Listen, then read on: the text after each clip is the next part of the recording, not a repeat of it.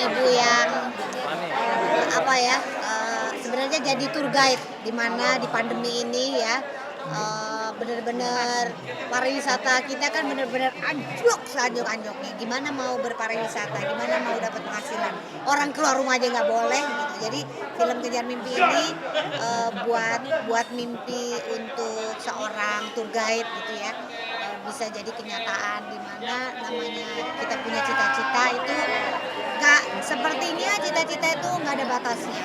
Jadi orang boleh aja terus belajar, terus punya cita-cita sampai kapan juga, sampai umurnya udah tua gitu istilahnya punya cita-cita. Tapi kadang-kadang kita sebagai ibu nih, yang apalagi wanita karir ya, ibu-ibu tuh kadang-kadang udah mendem aja terus cita-citanya. Udah jadi seorang ibu tuh maunya mewujudkan cita-cita anaknya, anaknya harus bisa mandiri, anaknya harus bisa mengejar cita-citanya.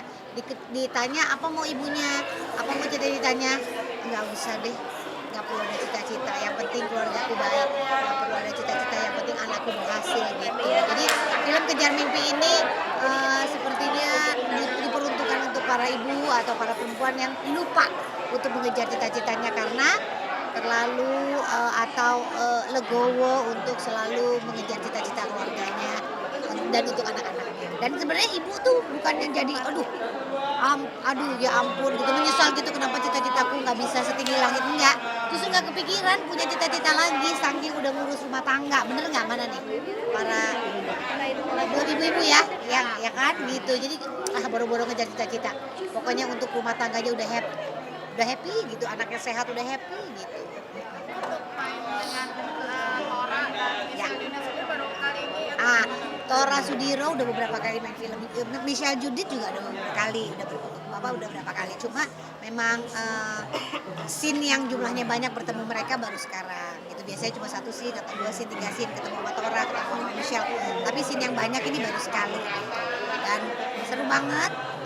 Maksudnya cowok ganteng Tora Sudiro naksir sama cewek katrok kayak Asri Belasri. Film ini si Vivi dan si siapa ya? Mas Dharma. Ada kesulitan sendiri nggak?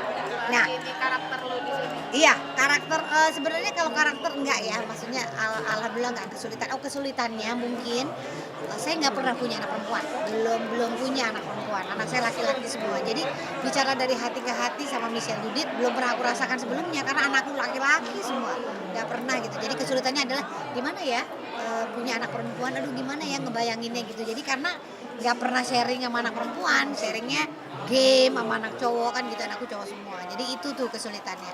Ketika punya anak perempuan seru juga ya, bisa dari hati ke hati, jadi kayak bicara sama anak sendiri. Jadi di film tuh kadang-kadang kita jadi punya anak perempuan gitu rasanya. Ya itu kesulitannya. Yang kedua kesulitannya lagi bukan aktingnya tapi apa? Suhunya, ampun dinginnya. Ya Bromo itu kan sebenarnya terik mataharinya banget tapi nggak kerasa karena dinginnya. Tapi tahu-tahu kita flek gitu ya. Jadi di film ini flekku kanan kiri muncul tuh mulai karena kita nggak sadar itu padahal dingin tapi sebenarnya panas gitu. Jadi ya, tapi sesuai sih di Bromo juga kan banyak ibu-ibu yang banyak fleknya. Jadi itu muncul di sini deh banyak hal yang baru aku belajar juga. Kalau ternyata di Bromo pun banyak sekali ibu-ibu seperti Ibu Vivi yang kerja keras ya, yang jadi single mother gitu ya. Jadi kita melihat juga di Indonesia ini memang ternyata banyak sekali single mom gitu, banyak sekali single mother gitu, banyak sekali perceraian yang terjadi gitu ya. Tapi mau bagaimana kan nggak ada yang mau bercerai, nggak ada yang mau menjadi single mother, tapi itu mesti kita hadapi dan itu semua ada ceritanya di Kejar Mimpi Gaspol ini. Ketika jadi single mother gimana, ketika kita harus kejar mimpi ada nggak sih kemungkinan untuk berhasil gitu ya. Namanya kita punya cita-cita kadang begitu kita melangkah justru hati kita yang bilang lo nggak bisa gitu. Jadi belum orang lain yang ngomong tapi diri kita udah bilang gue nggak bisa, nggak perlu, nggak usah gitu. Jadi ya itu yang aku belajar dari sini. Sebenarnya ketika kita jadi orang tua atau udah jadi ibu, oh ternyata masih boleh kok kejar cita-cita. Ternyata bisa kejar cita-cita. Ya. Nah, jadi satu hal lagi ya itu yang tapi ada selain medan aku naik motor juga tuh, naik motor di jalan berpasir kan. Jadi sempet juga tuh pas aku syuting di sana ada juga tuh orang yang jatuh patah. Jadi lumayan juga tuh, hati-hati ya Mbak, soalnya kemarin baru ada yang jatuh patah nggak tahu ada cekungan di mana karena kan tuh di pasir kita kan nggak bisa kalau ngerem di aspal kan kita bisa tahu tuh beloknya kemana. Tapi kalau di pasir itu bisa bisa muter loh gitu. Jadi aku sama Judit tuh lumayan tuh. Judit kita pelan-pelan ya gitu gitu kita janjian juga. Tapi butuh ada yang cepat, butuh ada yang kayak itu mesti dihadapin kan. Biasanya kita ngaspal kan, ini ngasir ya ngegas di pasir gitu. Jadi seru sih itu yang kesulitan yang kedua. Iya.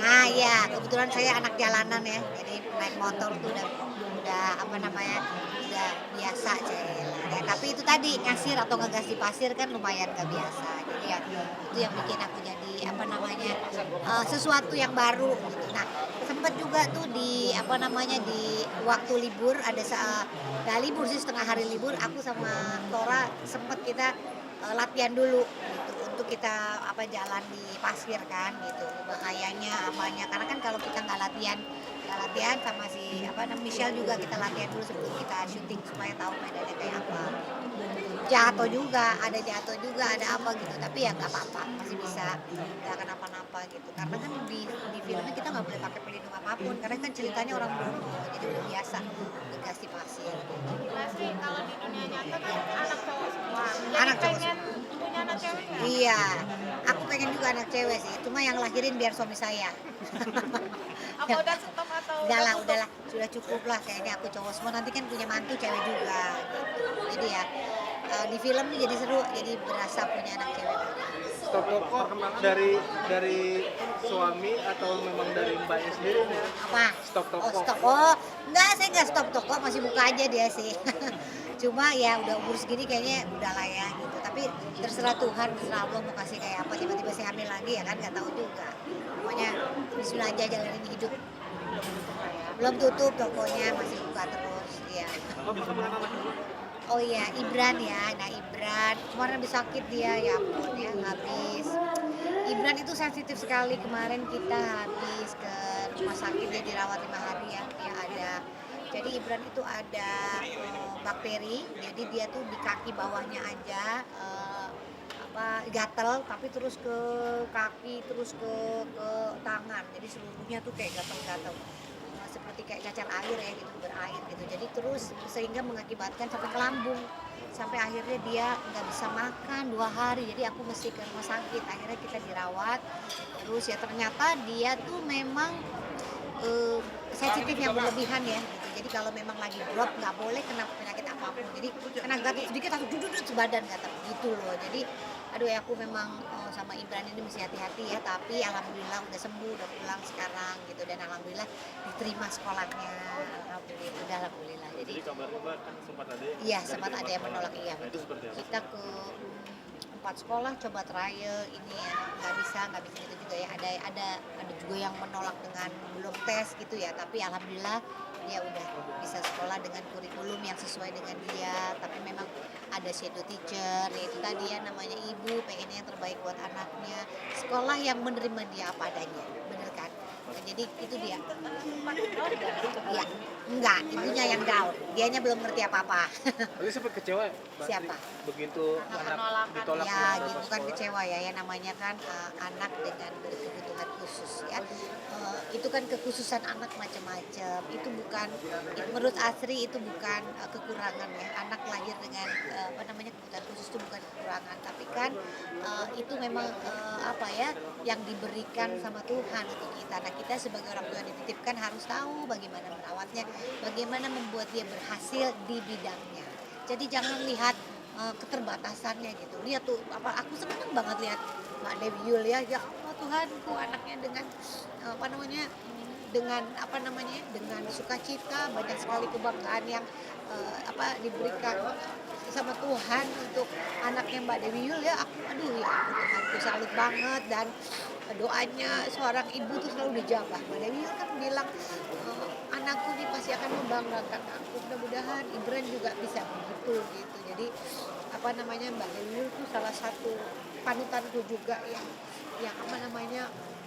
dia tanpa batas gitu memperjuangkan anaknya apapun sehingga anaknya berhasil banget ya, bisa bisa dapat degree yang bagus di bidangnya gitu. Jadi ya memang dunia pendidikan tuh ya saya juga masih belajar. Maksudnya kita sebagai orang tua juga nggak boleh marah ketika anakmu dengan kebutuhan khusus kemudian ditolak, ini nggak apa-apa, itu juga jadi pembelajaran untuk anakmu. Dan kita kita juga sebagai orang tua gitu juga harus tahu kalau tidak semuanya bisa menerima apa adanya, tapi kita bisa melihat positifnya dari anak kita atau kemampuan dia di mana gitu ya. Seperti anakku seneng banget berenang, dia dari semua temennya dia yang udah bisa berbagai macam gaya gitu.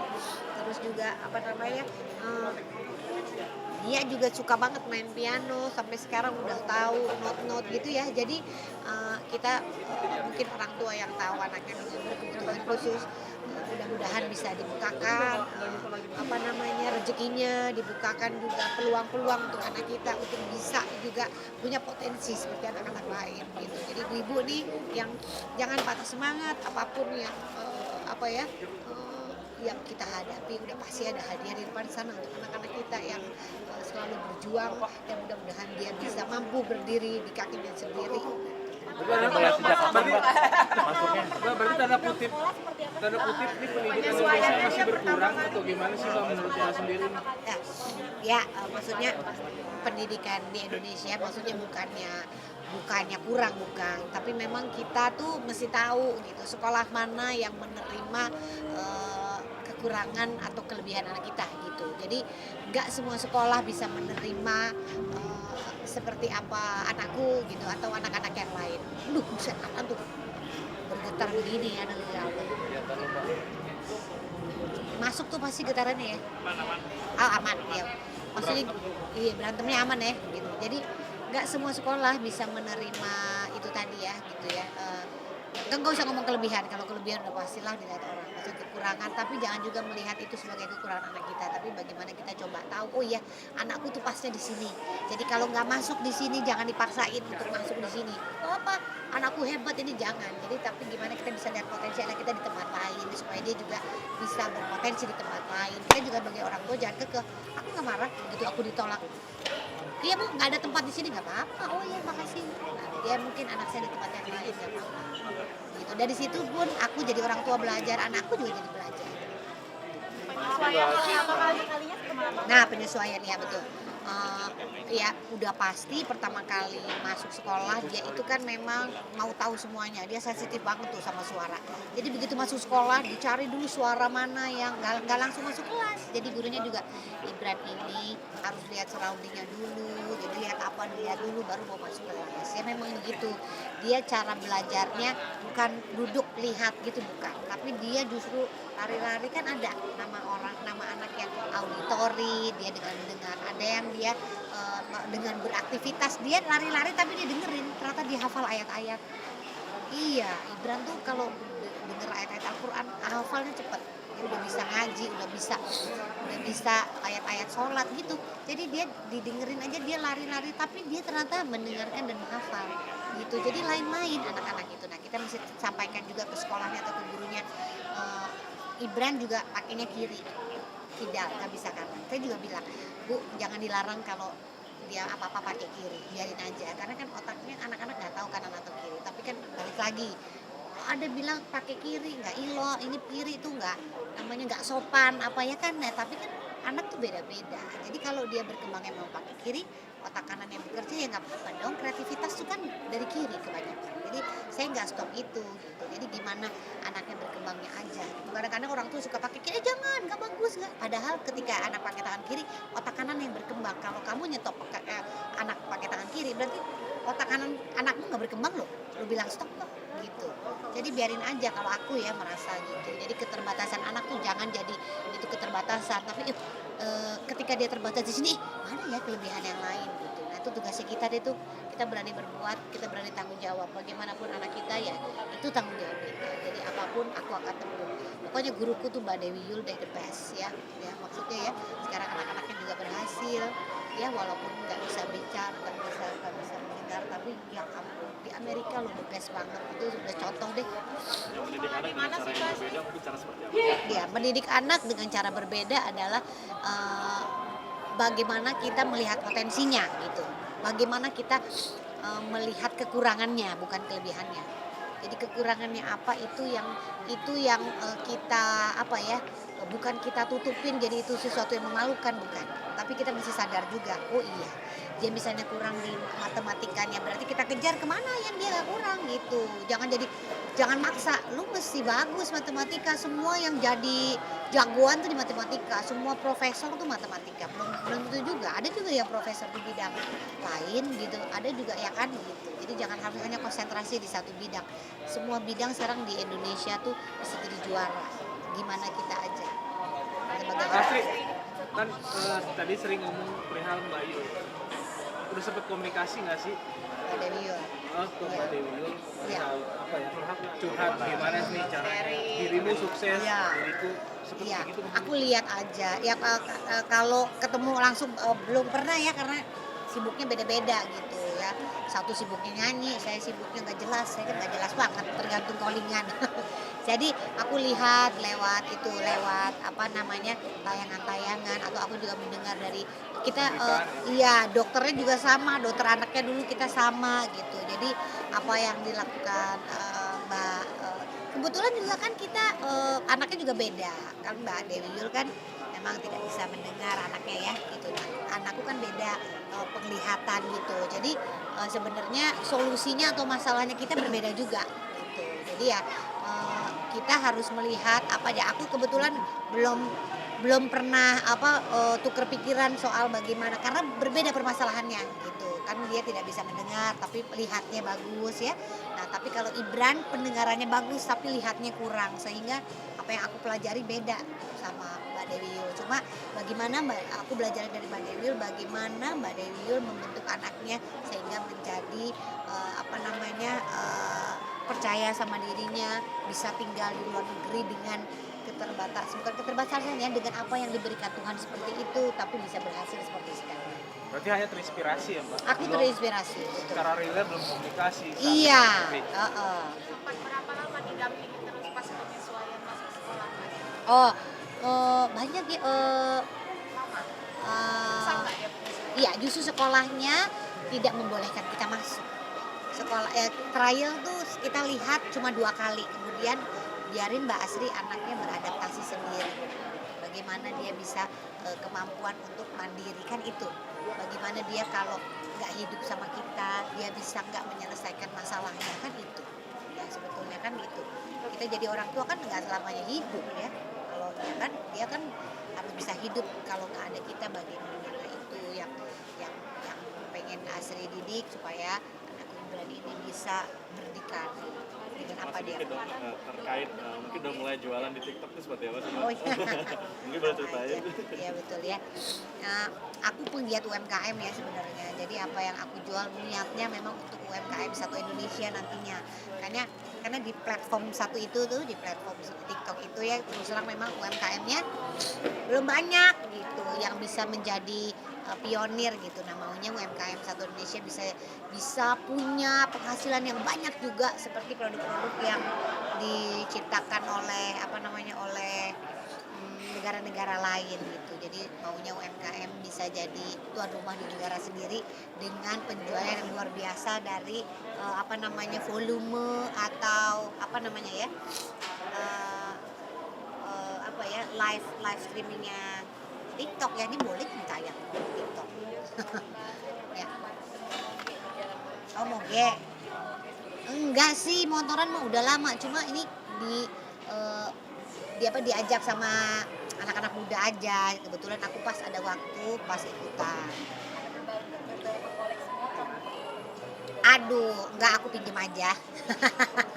Nah, Mbak, tapi komentar suami gimana Mbak main motoran gitu di siang? Oh enggak apa-apa, emang kenapa? Takut patah-patah ya dia ya, lihat gue ya. Ada budget khusus sendiri nggak sih Mbak Iya. untuk hobi moge kan juga? Enggak, jadi kebetulan memang enggak ada budget khusus untuk itu. Terus kalau sempet aja, kemudian juga ada beberapa motor temen juga, jadi pinjem aja gitu. Ya. Juga sebagai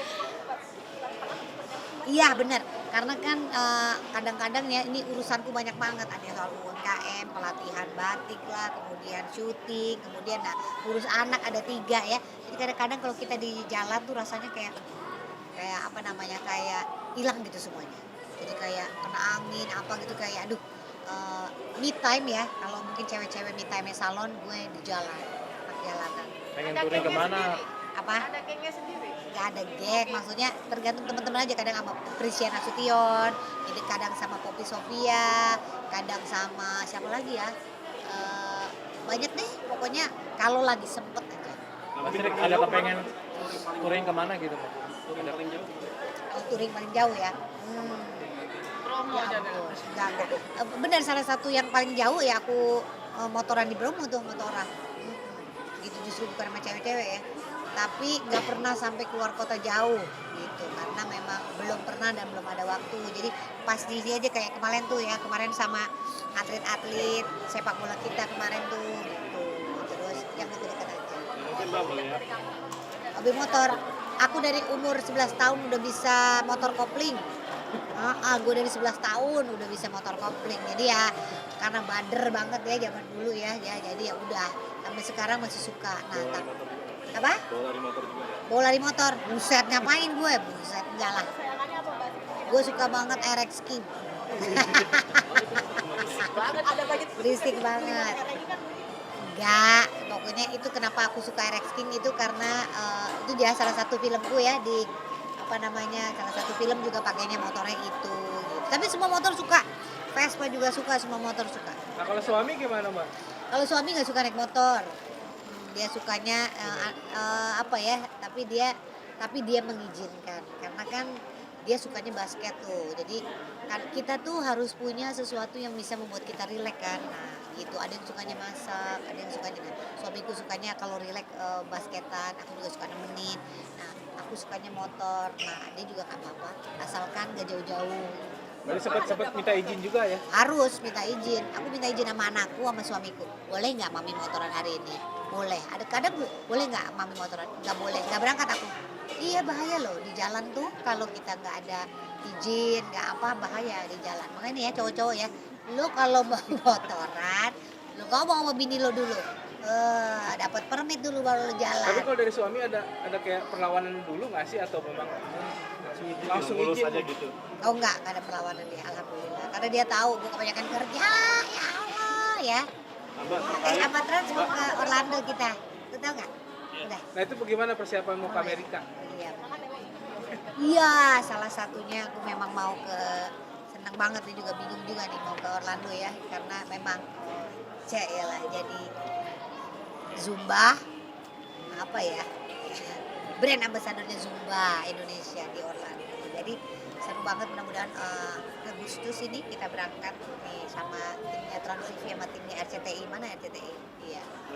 Malu ya? Mbak, ini kan dengan kesibukan yang banyak nih ditambah lagi dengan komunitas baru ya kan dengan dunia syuting. Nah itu gimana itu? Gak apa-apa, gue hidup aja kan. Cukup ribet atau memang Ribet, udah ribet, jalanin aja, Mbak? ribet memang. Hidup gue kan 24 jam, jadi dibagi tuh setiap pagi ngurusin jahitan, siang syuting, sore kita juga olahraga gitu. Sebenarnya kan kita hidup gitu aja ya, asal kita bisa ngaturnya. Alhamdulillah ada rezekinya aja di bidang olahraga, ada rezekinya juga di bidang sini gitu, jadi dibagi-bagi. Yang penting semua izin suami sama anak dah udah itu. Jadi kalau ada di rumah bener-bener ya, telepon kalau di rumah nih nggak bisa diangkat. Jadi tahu nih kalau teman-teman atau anak-anak syuting nggak bisa diangkat Asri Ulas di rumah berarti gitu. Kalau cepet ngangkat telepon berarti dia di luar. Karena di rumah ini handphone nggak bisa nggak kepegang lagi karena aku sama anak-anakku sama suamiku. Jadi benar harus kan kebanyakan yang terjadi kan nih ibu-ibu nih begitu di rumah iya bapak-bapak boro-boro disenggol anak lo asik aja lo main Mobile Legend lah ya kan tuh Mbak terkait belanja online jualan di online. Iya jualan Mungkin kan banyak artis sekarang Iya. juga menjual barangnya di online. ya Nah, mungkin selanjutnya Mbak. Mungkin ada juga netizen yang nyinyir katanya kurang dari artis Iya, gitu benar. sampai ke benar. Nah aku kenapa sih jualan di online karena aku bertugas untuk menjual UMKM ku Ya saya kan buat pelatihan nih. Jadi pelatihan batik di NTB, ada pelatihan batik di mana-mana ya gitu ya. Jadi nah UMKM kami ini harus punya platform yang menjual barang-barangnya mereka. Salah satu yang paling besar ada di dunia digital. Jadi saya memanfaatkan itu untuk supaya teman-teman kami di UMKM yang kemarin kita pelatihan dapat apa